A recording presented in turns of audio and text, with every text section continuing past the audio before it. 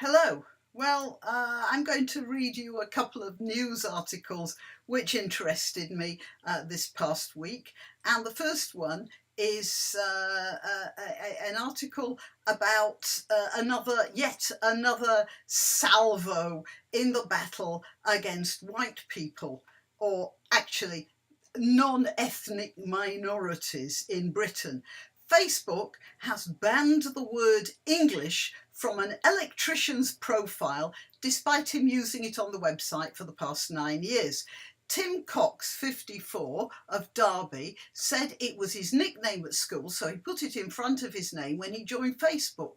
But this week he was shocked when the social media website removed it after a complaint by a member of the public. Now, what do you think that member of the public might have been in his social agenda? Facebook said it was a violation of its policies to use a fake name.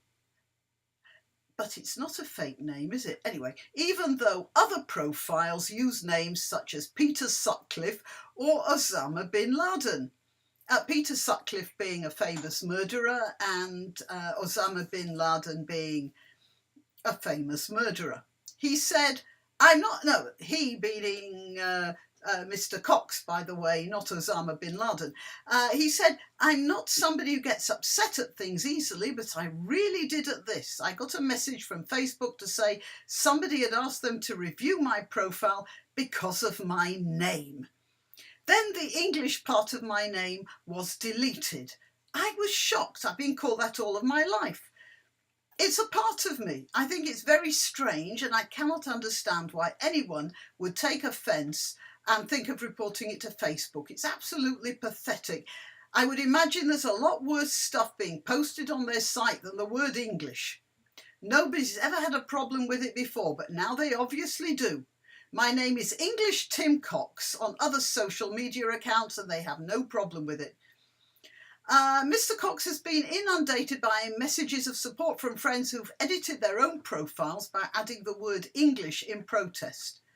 A friend of his wrote, I can't believe all the videos and pics of animal abuse I've reported that Facebook says is okay, but English Tim Cox is offensive.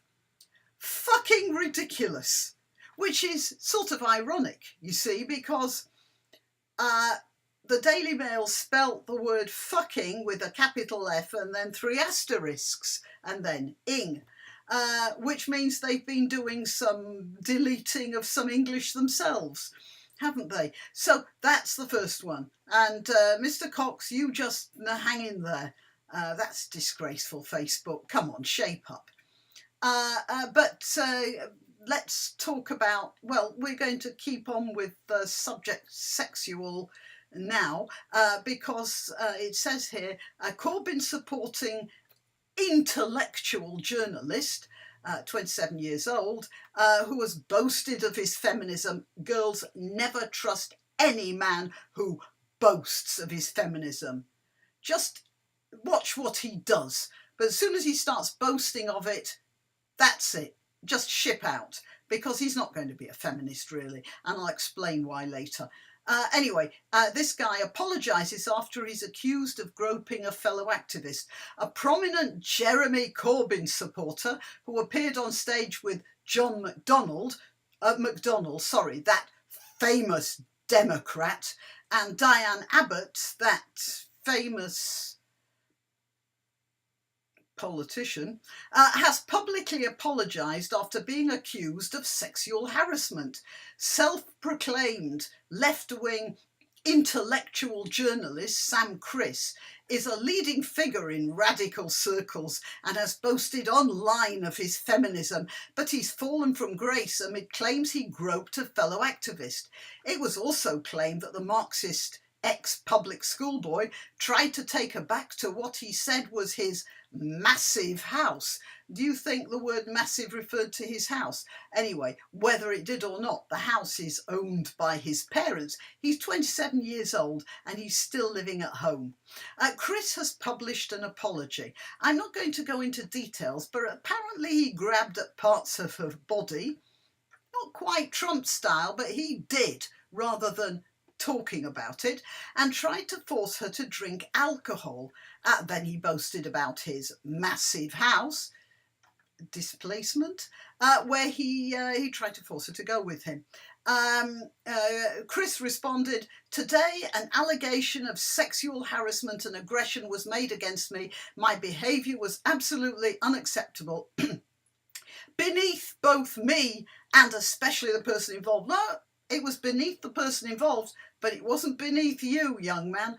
"And there's no excuse. I've apologised privately to her and I'm apologising publicly now."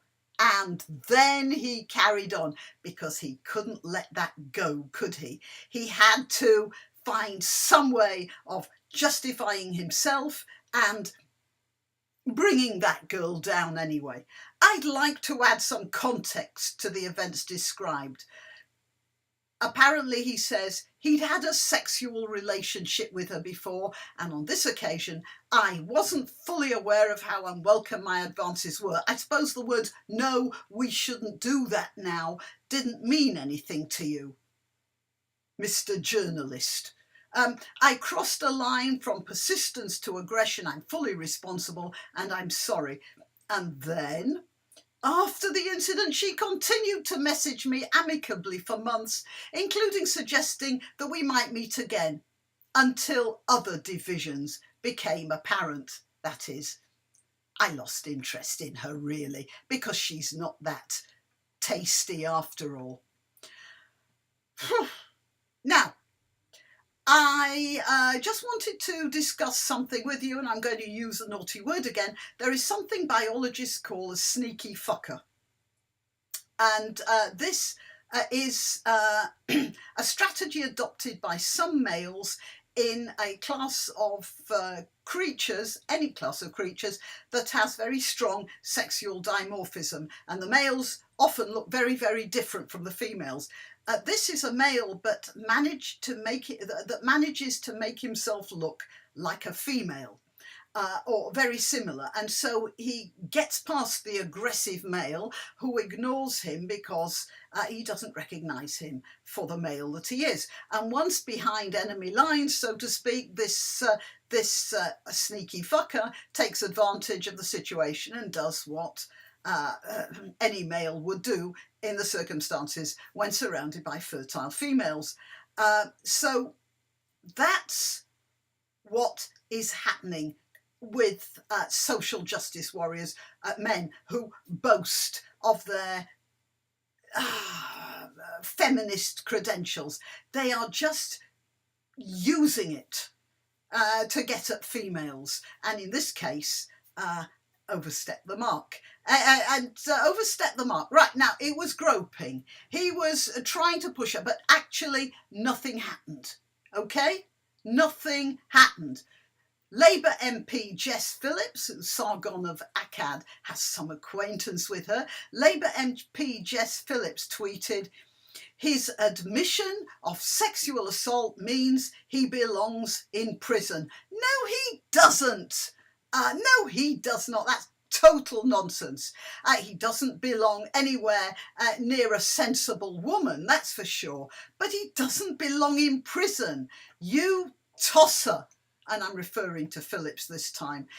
Last night, sources confirmed Kriss had been suspended. You might imagine by what, but no, it was only by the Labour Party. That's it.